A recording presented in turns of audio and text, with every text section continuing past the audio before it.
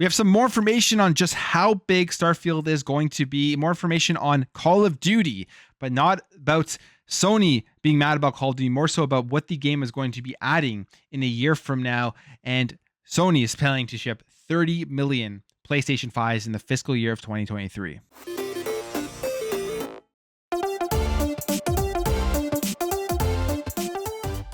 So we got some more information on Starfield and just how big of an epic RPG this game is going to be. It's one of the most anticipated games ever, I would say, as it is a brand new IP from Bethesda.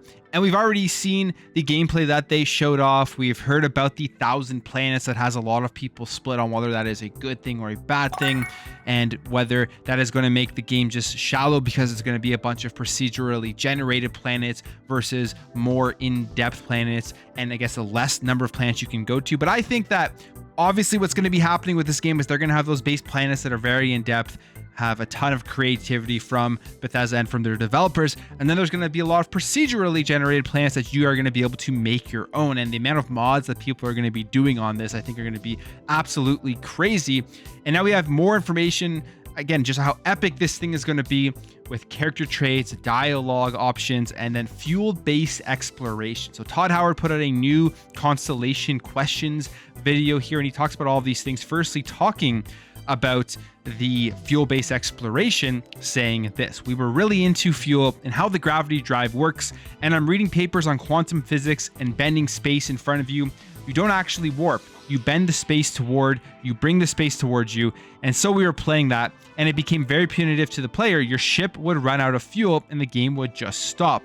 You just want to get back to what you were doing, so we've recently changed it where the fuel in your ship and the grav drive limits how far you could go at once, but it doesn't run out of fuel. Maybe there'll be an update or a mod that allows that, but that's what we're doing now. Basically just saying they're going to make sure that you know exactly how far you're going to be able to go. You're not going to be stopped in the middle of space, in the middle of nowhere, and then not be able to get back and not do anything, which would severely hinder your progression through the game, which is something I'm actually happy to hear about.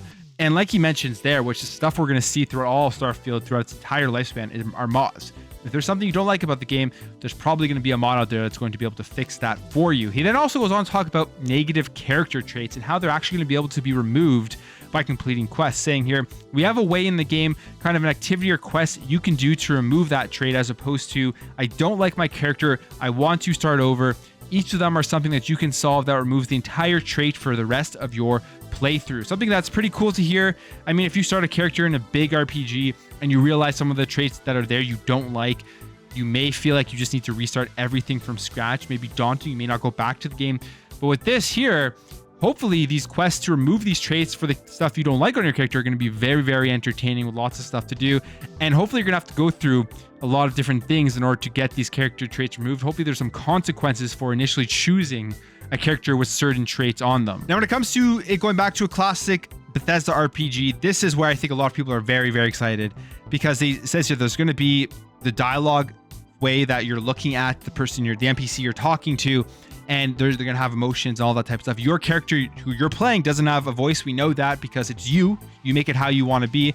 And in terms of dialogue lines, there's 250,000 lines of dialogue, or over 250,000 compared to approximately 60,000 in Skyrim and 110,000 in Fallout 4. So the amount of experiences people are going to be able to have are going to be insane. Like, no one is going to have the exact same experience going through Starfield. You can almost guarantee that, as everyone's probably going to have different dialogue as they talk to these characters. So it's going to be a very, very cool experience, and that's probably the thing that has most people most excited about this, how big it is in terms of the choice, in terms of the different styles of outcomes you're probably going to be able to get, and in terms of the reactions you're getting from NPCs as you play through the game. So we know Starfield is coming out in 2023. We do not have a release date yet. There was some rumors that have been delayed all the way to the end of 2023, as the placeholder date, I believe, showed up as December 29th. But again, that just could be a placeholder.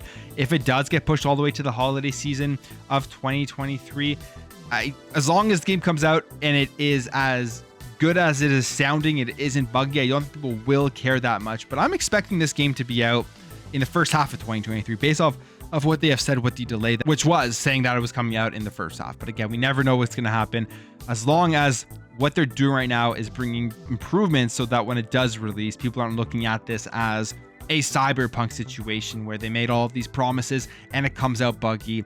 And we did see Cyberpunk already bounce back right now with the recent update, but Starfield is a game that they have a once in a generation chance, I think, to capture people like they did with Skyrim. And Cyberpunk had that chance when they first released. They missed that chance. They're bouncing back now.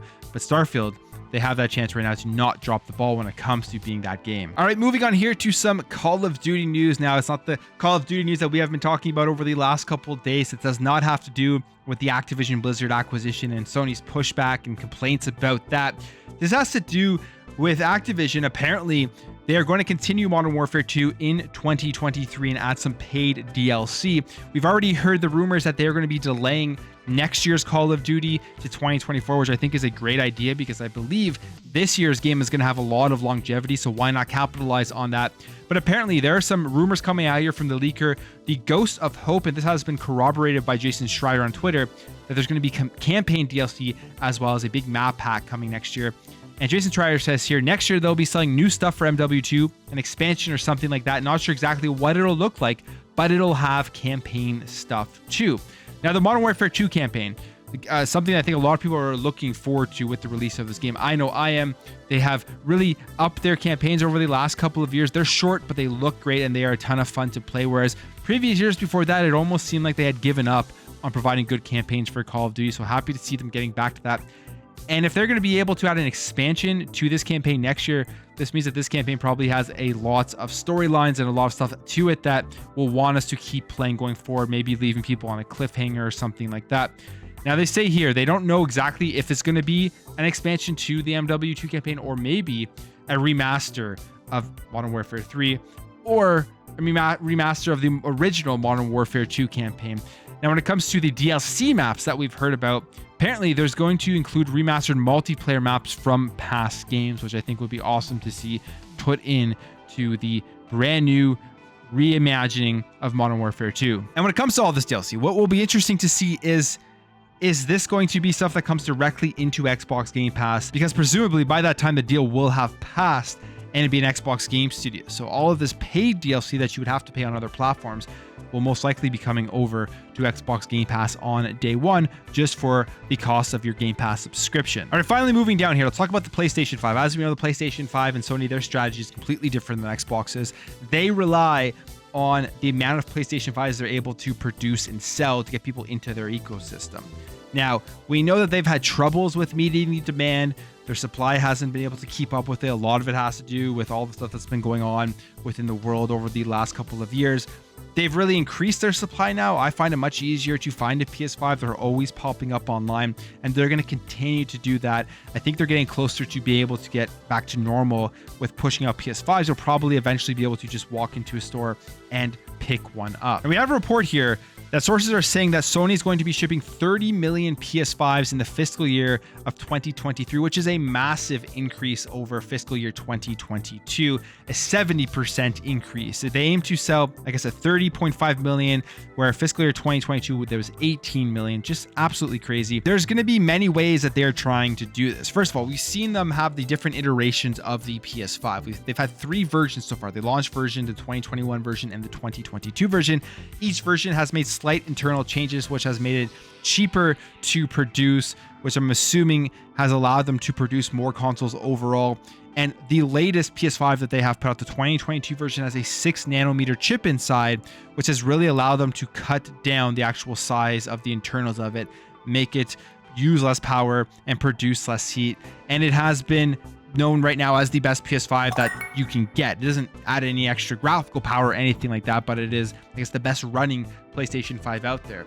So they've made those changes and they're going to continue to iterate it. I think they're setting themselves up for the PlayStation 5 Slim at some point because they are making all those internals smaller. We've also heard about, I would say, their biggest strategy going forward.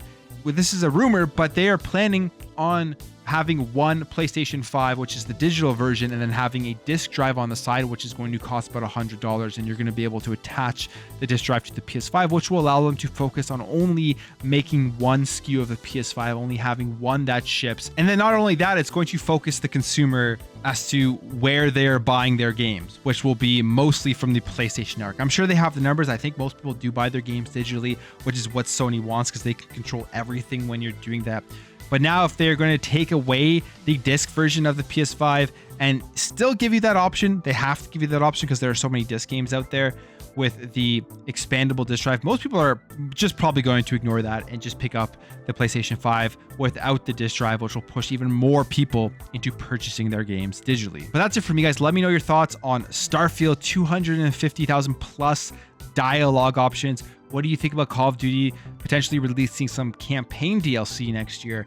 And PlayStation 5, do you think they're going to be able to ship 30 million consoles in 2023? If you enjoyed this video, make sure to hit that thumbs up button. If you're new here, if you liked what you saw, consider hitting that subscribe button. Thank you all for watching. Thank you for your support, and I'll catch you in the next video.